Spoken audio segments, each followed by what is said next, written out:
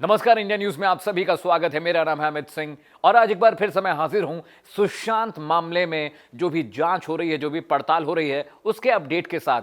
नया अपडेट यह है कि ईडी और सीबीआई अब सुशांत मामले की जांच में ड्रग का एंगल लेके आई है। रिया चक्रवर्ती ने कुछ लोगों से बातचीत की है, व्हाट्सएप पे जो बातचीत हुई है उसके खुलासे के बाद यह बात सामने आई है कि रिया ड्रग का इस्तेमाल करती थी और उन्होंने कई लोगों से ड्रग की खरीद फरोख्त के लिए व्हाट्सएप चैट भी किया है, जिसमें सुश्री मोदी भी शामिल हैं, जया नाम की भी एक महिला शामिल है। तो अब इस पूरे मामले की जो जांच हो रही है उसमें अब एक नया एंगल जुड़ गया है जो ड्रग का एंगल है। तो बहुत सारे सवाल हैं इसमें। अब नारकोटिक्स ब्यूरो इस मामले की जांच करेगा। अभी तक इस मामले में सिर्फ मुंबई पुलिस, बिहार पुलिस और सीबीआई थी। अब एक चौथी एजेंसी इसमें जुड़ गई है जो एनसीबी है, नारकोटिक्स ब्यूरो है। वो अब जांच करेगी इस मामले में कि आखिर सच में सुशांत मामले में जो एंगल आ रहा है ड्रग का, ड्रग एडिक्शन का, ड्रग खरीदने और बेचने का, आखिर वो क्या एंगल है। इसके अलावा मैं आपको बताऊं कि जब मैं ये बुलेटिन बना रहा था तो मैंने देखा कि लगातार जो सिलसिलेवार तरीके से जो इंफॉर्मेशन आ रही है छन छन के मुंबई से और तमाम हमारे ब्यूरो से, उसमें एक बात बिल्कुल कॉमन दिखी है कि रिया बिल्कुल भी इस तरह से बिहेव कर रही है जैसे सुशांत उनकी लाइफ में गए ही नहीं है। वो बहुत नॉर्मल थी। एक निजी टीवी चैनल पर उनका इंटरव्यू चल रहा था। वो देखने के बाद ऐसा लगा कि उनको जरा भी दुख नहीं है कि जिस लड़के को, जिस शख्स को वो प्यार करती थी, जिसके साथ वो लिव इन में रह रही थी, उसके जाने के बाद रिया के चेहरे पर जरा भी दुख नहीं दिखाई दिया। दूसरी बात, अब जो नारकोटिक्स ब्यूरो है इस एंगल से जांच कर रही है कि रिया ने मुंबई में, दुबई में, गोवा में कहां से ड्रग खरीदा और वो ड्रग किसके लिए खरीदा गया। इसके अलावा आज जो व्हाट्सएप पे जो बातचीत इंडिया न्यूज़ को एक्सक्लूसिव मिली है उसमें लिखा हुआ है कि वो सुशांत को कॉफ़ी या चाय में एक खास तरह का ड्रग मिला के दे रही थी। आखिर वो ड्रग क्या है और सुशांत को, क्या सुशांत जानते थे कि उन्हें ड्रग दिया जा रहा है या फिर चोरी छुपे उनके चाय या कॉफ़ी में वो ड्रग मिलाया जा रहा था। इसके अलावा रिया ने यह भी खुलासा किया है कि 2013 में और इससे पहले और इससे बाद में भी जब वो लोग यूरोप टूर के लिए गए थे तो सुशांत बहुत डरे हुए, बहुत सहमे हुए थे और एक यात्रा से पहले पेरिस जा रहे थे ये लोग, और उस यात्रा से पहले सुशांत ने कहा कि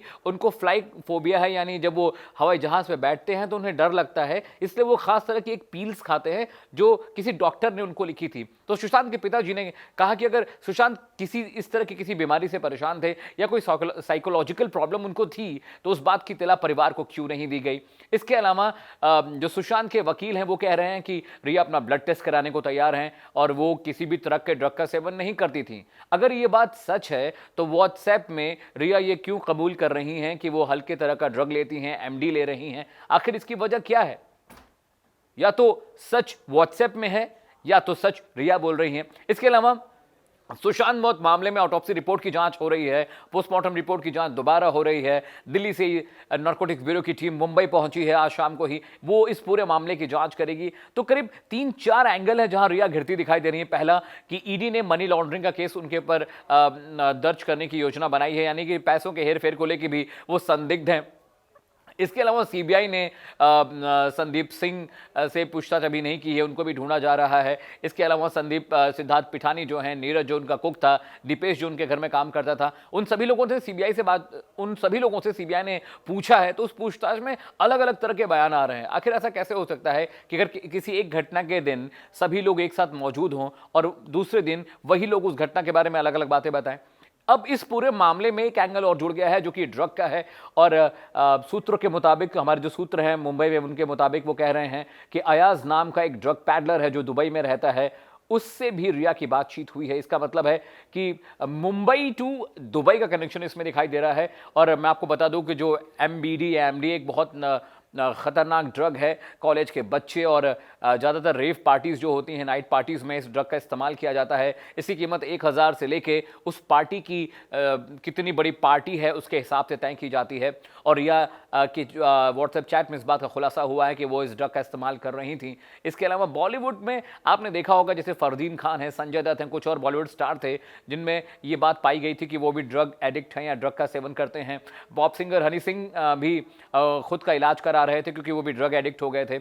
इसके अलावा मुंबई में बहुत बड़ा तबका ऐसा है स्टार्स का, सेलिब्रिटीज़ का, जो ड्रग लेना पसंद करता है। और गाहे बगाहे हमने आपने कहीं ना कहीं ये खबरें जरूर पढ़ी हैं कि भाई फला स्टार ने ड्रग लिया है या फला स्टार ड्रग लेते हुए देखा गया है। तो आज का जो प्राइम टाइम बुलेटिन है, चलिए वहां खबर जहां मैं इसी खबर की पड़ताल करूंगा, इसके हर एक एंगल की जांच करूंगा और आपको इस खबर का हर पहलू समझाने की कोशिश करूंगा। कल फिर से मुलाकात होगी एक नए विषय, एक नए एंगल के साथ, एक नई खबर के साथ। तब तक आप देखते रहिए इंडिया न्यूज। नमस्कार।